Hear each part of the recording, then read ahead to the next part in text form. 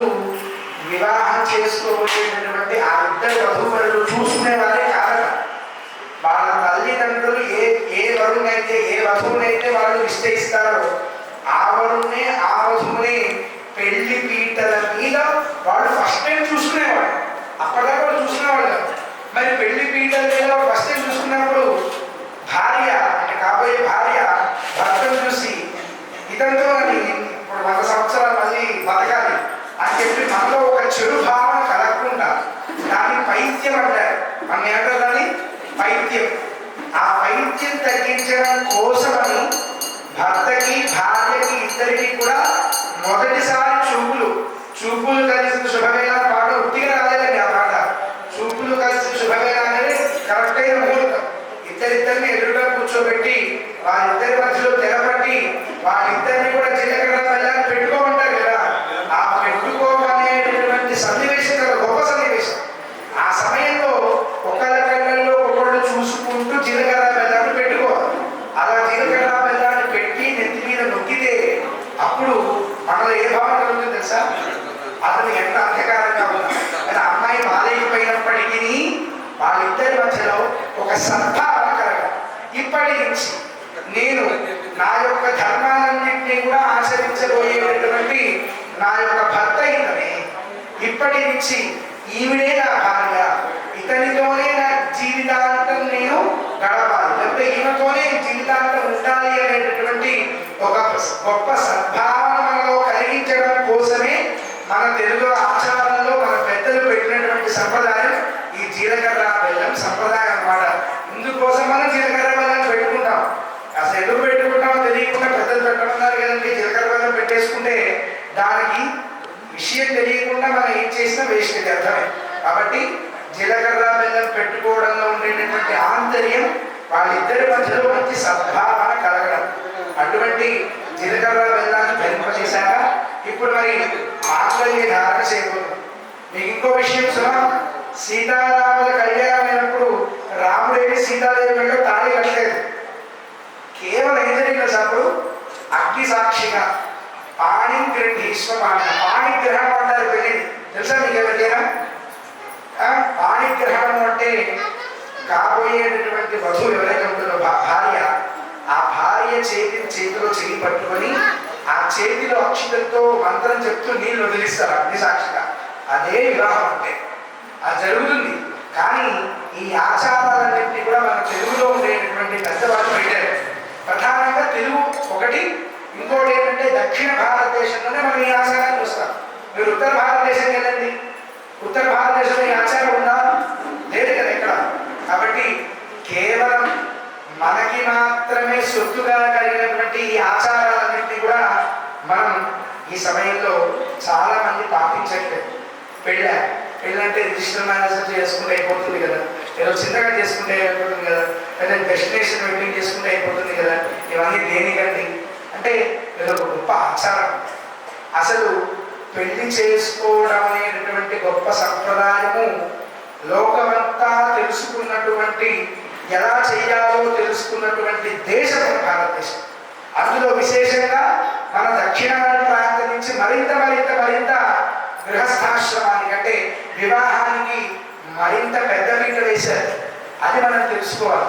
అటువంటి వివాహాన్ని కూడా మనం ఏం చేస్తున్నాం అంటే జీలకర్ర మాంగళ్య ధారణ చూస్తే ఎవరిని మాంగళ్యం రాషస్ వస్తున్నాయండి వేసుకుంటే ఆడవాళ్ళు, లేకపోతే దానికి మెట్టలు పెట్టుకుంటే ఎవరికి ఒరుసుకుపోతున్నాయి. అంటే ఆచారాలు ఎందుకు పెట్టారు అనేది ఇప్పుడు చూడండి, ఇప్పుడు గమనించండి. మన ఇంట్లో పండుగ వచ్చిన అంటే సైంటిఫిక్ రీజన్తో సహా చెప్తున్నా పెద్దవాళ్ళు ఎందుకు పెట్టారు అని. మన ఇంట్లో అయినా పండుగ వచ్చింది అనుకోండి, అయినా ఫంక్షన్ చేసుకుంటాం అనుకోండి, మన ఇంట్లో ఏం చేస్తాం మనం? ఫస్ట్ మనకు గుర్తొచ్చేది మామిడాకులు, అవునా కదా? గుమ్మానికి మామిడాకులు కడతాం మన ఇంట్లో కదా. మరి గుమ్మానికి మామిడాకులు అసలు ఎందుకు కట్టాలి? మామిడాకులు మంచిగా ఎందుకు కట్టాలి? ఎక్కడ ఎవరు కట్టుకోరు కదా, ఇంగ్లీష్ వాళ్ళు కట్టుకోరు కదా, వాళ్ళు బాగానే ఉన్నారు కదా, మనం ఎందుకు కట్టుకోవాలంటే దానికి పెద్దలు ఒక గొప్ప సైంటిఫిక్ రీజన్ చెప్తారు. ఆకులన్నింటిలో కూడా ఆయుర్వేదంలో ఉంది సుమా. నేను నా సొంత మాటలో చెప్పట్లేదు. మీరు చెరువు సంహిత అనేటటువంటి ఆయుర్వేద సంహిత, ఆ సంహితలో చూడండి, తెలుస్తాయి విషయాలన్నీ కూడా. ఫంక్షన్స్ అయినప్పుడు కానీ పండుగలప్పుడు కానీ మన ఇంట్లో మనతో పాటుగా మన బంధువులు కూడా వస్తారు మన ఇంటికి. అప్పుడు అప్పట్లో చిన్న ఇల్లు ఉండేవి కదా, అటువంటి చిన్న ఇంట్లో ఇంటి యొక్క మోతాదు కంటే ఎక్కువ మంది జనాలు మన ఇంట్లో ఉన్నప్పుడు ఆ సమయంలో ఎక్కువ గాలి మనతో పాటుగా వాళ్ళు తీసుకున్న గాలి మనం పీలుసుకుంటాం, మనం పీలుస్తున్న గాలి వాళ్ళు పీలుస్తూ ఉంటారు. ఇలా ఎక్కువ మంది ఉండడంతో మనలో కార్బన్ డైఆక్సైడ్ అనేది మన ఇంట్లో పెరుగుతుందని చెప్పి ఆ మామిడాకులు కనుక కలితే ఆ మామిడాకులు ఏం చేస్తుంది అంటే కార్బన్ డైఆక్సైడ్ తీసుకొని మంచి ఆక్సిజన్ గాలి ఇస్తుంది. కాబట్టి సైంటిఫిక్ రీజన్గా మనం మన ఇంటి ముందు తోరణాలు కట్టుకుంటాం. ఇది ఎక్కడ సంప్రదాయం అండి? మన భారతదేశ సంప్రదాయమే. దీన్ని మిగతా వాళ్ళంతా అలవర్చుకొని ఇప్పుడు అమెరికాలో కూడా మామిడాకులు కట్టుకోవడం ప్రారంభం చేశారు. అంటే మన భారతదేశంలో ఉండేటటువంటి మన పూర్వులు, స్వాతంత్ర్యం రాకముందు ఉండేటటువంటి మన పెద్దలు, వాళ్ళంతా కూడా ఎంత గొప్ప ఆచారాన్ని మనకు అందించారు. అంటే కేవలం సనాతన ధర్మంలో ఉండేటటువంటి రహస్యాలు సైంటిఫిక్ రీజన్గా ఒక రీజన్ అయితే శుభ సూచకం. ఎటువంటి దిష్టిలు కానీ చాలా మంది అడిగితే అంటే నరఘోష చాలా ఉందండి మా ఇంట్లో. ఫస్ట్ మేము అడిగినటువంటి ఎలా ఉన్నారంటే వాళ్ళు చెప్పేటటువంటి ఫస్ట్ రీజన్ మాకు ఏమంటే మేము బాగాలేమండి, మా ఇంట్లో నరఘోష బాగా పెరిగిపోయిందంట. ఎప్పుడైనా మీ ఇంటి ముందు మామిడాయ కట్టారు, ఎప్పుడైనా మీ ఇంటి ముందు ఒక గుమ్మడికాయ పెట్టారు, ఇవన్నీ మనకి శాస్త్రాలు ఎప్పుడో చెప్పబడింది. కానీ శాస్త్రం చెప్పిందని చెప్పామనుకోండి ఇదంతా కూడా నమ్మకాలు అంటారు.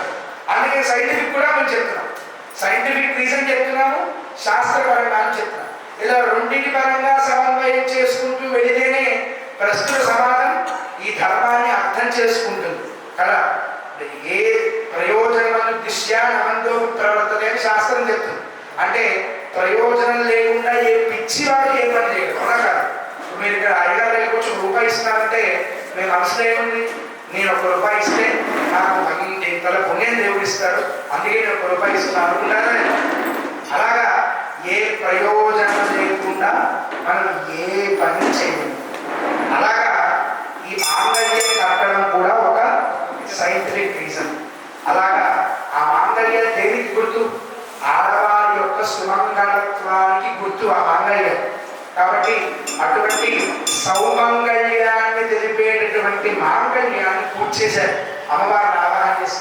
ఎందుకు ఇవన్నీ చేయడం అంటే భర్త కలకాలం చూడండి. ఇప్పుడు ఆశ్చర్యం, మనం మొన్నేమో కర్నూలు దగ్గర పెద్ద బస్ యాక్సిడెంట్ అయింది, మీకు అందరికీ తెలిసింది.